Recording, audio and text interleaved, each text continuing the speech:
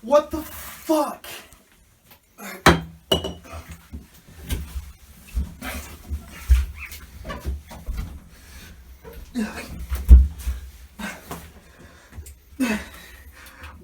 What the fuck was that?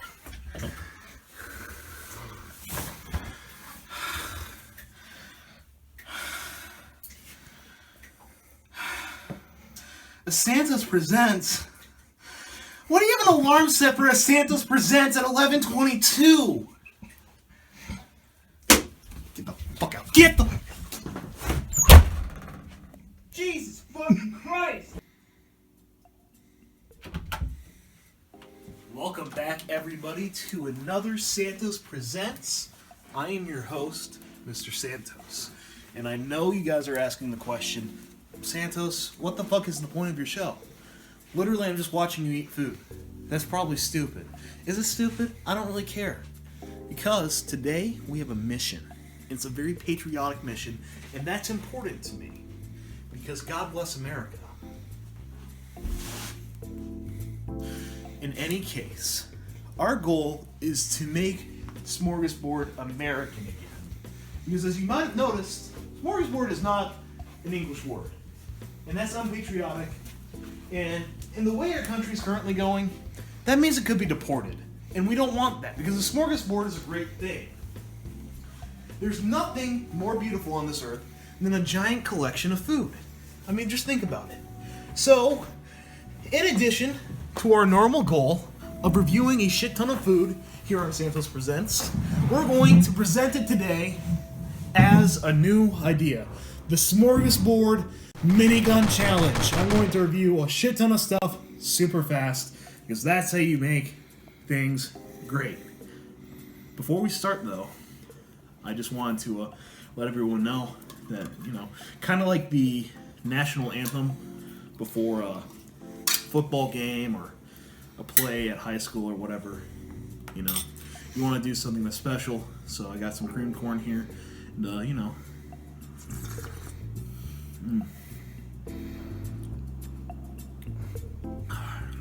just another great way to start the day. Pour a little bit out for my homies. And we're ready to start. So we got 2 plates here. Here we got KFC. We got the Georgia Gold Chicken Tendies.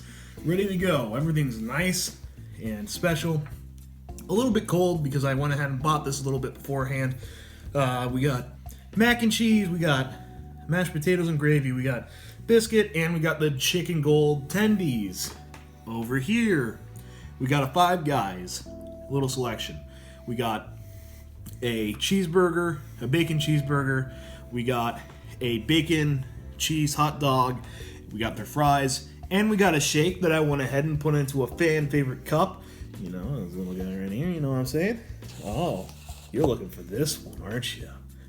So, the goal is, really quickly, we're gonna talk about a whole bunch of foods, just so you know what will make your life better. So, let's start off with KFC. I'm gonna try out the mashed potatoes. Any God-fearing American has definitely had KFC mashed potatoes before. And there's a good reason why. They're nice, they're solid. Of course, you can make better at home, but that's not the point. You're going out, you want to get something quick. The same thing is really applied to the mac and cheese. Something I've had more than once, and it's something I do enjoy. What is new, though, is the Georgia Gold chicken. And essentially what they did was they took their extra crispy chicken and they tossed it around in this Georgia Gold sauce, which is essentially an extra tangy honey barbecue or honey mustard sauce. And the result is honestly really pleasant. Their goal was to make a very simple thing, make it better. And they succeeded. Of course, one of the best things about KFC is their biscuits. And it's something that comes with every meal and should. It's a nice little stopping point. So, just to grade everything really quick, here on the KFC side, mashed potatoes and gravy, 7.25. Nice, but, you know, obviously not elevated. Mac and cheese, 7 out of 10. Biscuits, 7 out of 10. The tendies are 8.5 out of 10. Highly recommend you try them if you like chicken at all. And if you're not, you know, don't. Moving over to the Five Guys menu. I've never had Five Guys before, so I don't really know what to expect. So let's start off with this bad boy. I love hot dogs. Personally, I prefer hot dogs over sausages or franks or whatever you want to call them. I just kind of like them more because of the snapping action. I'm not too much of a fan of the natural casing that you find on like a sausage, for example. So, put a little bit of extra mustard on it because that's what makes things good. And let's go in for a nice good bite.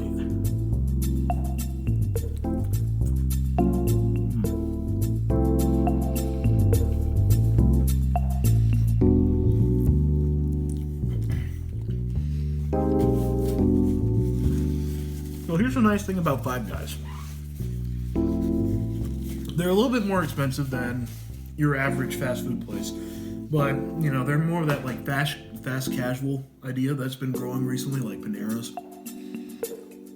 And they justify this by they have the hot dog, which is like $5, which is expensive for a hot dog, but you can put whatever you want on it. So, for example, I got sauteed onions and ketchup and mustard already added, and I added more mustard because I like it. That's a really nice touch of them to do that.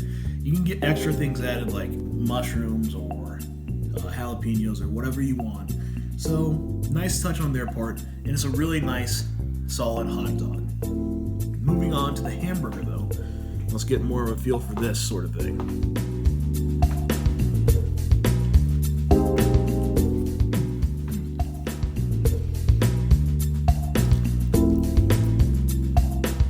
That's actually interesting. If you look at that, it's medium rare. That's a really nice touch. I bet that's not their plan though. Most places, especially restaurants, probably don't shoot for medium rare because, you know, concerns about health and safety and shit. So, nice touch even by accident on Five Guys for not ruining their fucking burgers. In addition, the same thing applies where you can get whatever you want added onto it. This is a really nice solid burger. Because it is March right now, I think, you know, tomatoes are kind of naturally out of season. Other than that, though, if you did get good tomatoes when they are in season, this burger would be a little bit better. And both of these are really solid. I'd give this an 8.75 as far as hot dogs go, and I'd give this an 8.75 as well as far as hamburgers go in terms of the fast food sense.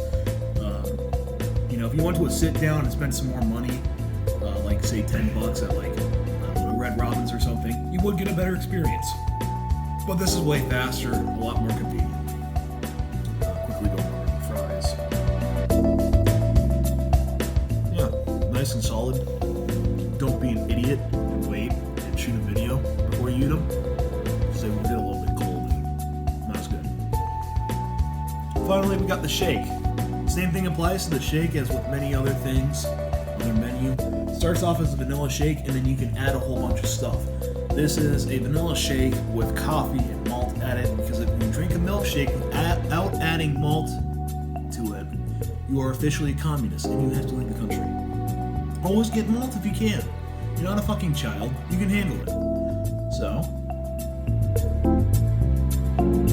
a little bit melted, but coffee and malted milk go so good together. I heavily suggest it. In terms of fast casual, Five Guys is probably my favorite that I've tried so far, which really kind of surprised me.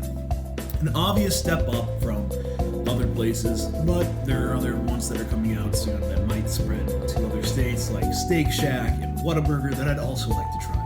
However, it's very clear that Five Guys have set themselves up in a category where they want to succeed. These are the best fast food French fries I've ever tried. Probably an 8.5. Definitely the best shake that you can get without even going to.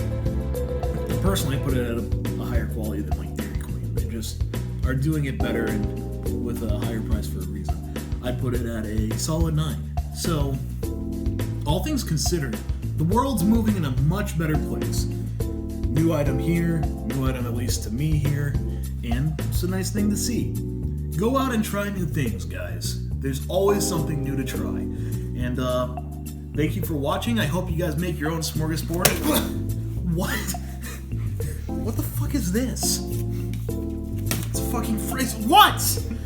Jesus Christ! Stop it! Stop!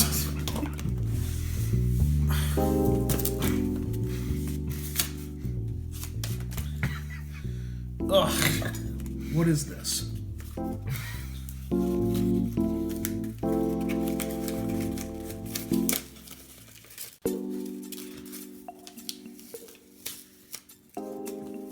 Eat.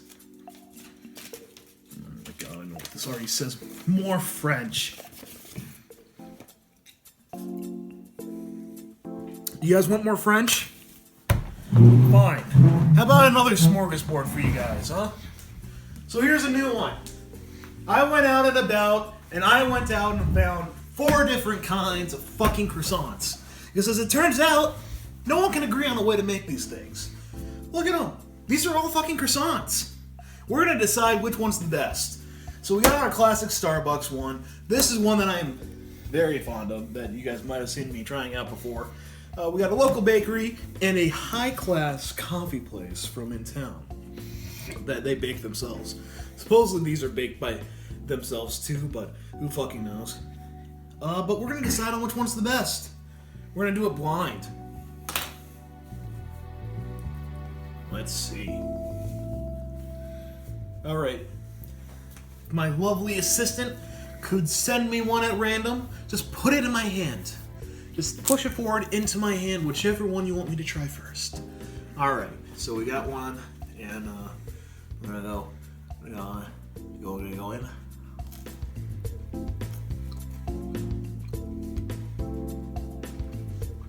Nice and buttery.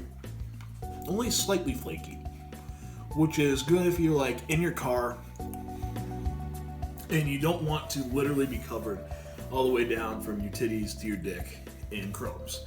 Which is appealing, or, you know, it's like, how do you basically manage the greatest asset and the greatest problem with an item? You can't really, so I'm just gonna drop that, whatever. Take a quick drink. Clean off the palate. Let's go. Let's do another one. Let's do another one. Okay, this one is... Oh, I can feel how flaky it is. I'm just pushing down on it.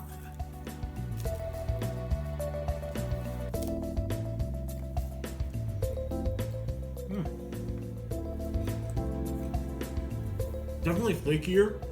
A little bit more delicate. But this one tastes more like bread. Almost like a...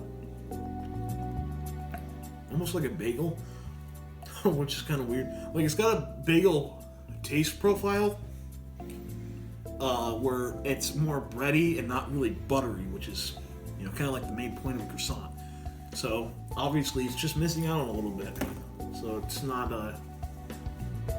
terribly special at all.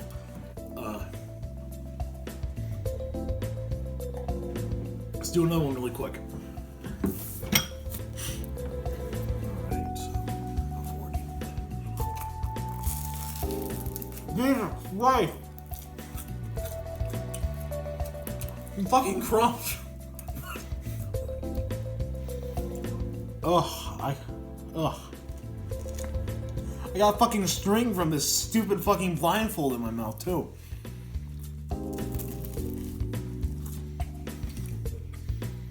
So now we're on the extreme end of the spectrum that I was telling you guys about in terms of flakiness. This is obviously really nice. Not quite as buttery as the very first one, which is the most buttery one I've tried. More delicate, really, really nice in that effect. If this was butterier, then this would be perfect. Let's go ahead and do that last one now. All right. Just feeling it, it has an almost like candied exterior. It feels like slick, which is interesting.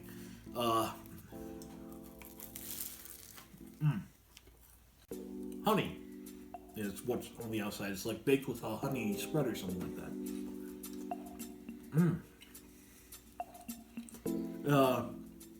This one was obviously baked longer. Maybe it's because they like bake it and then they put it back in with the honey.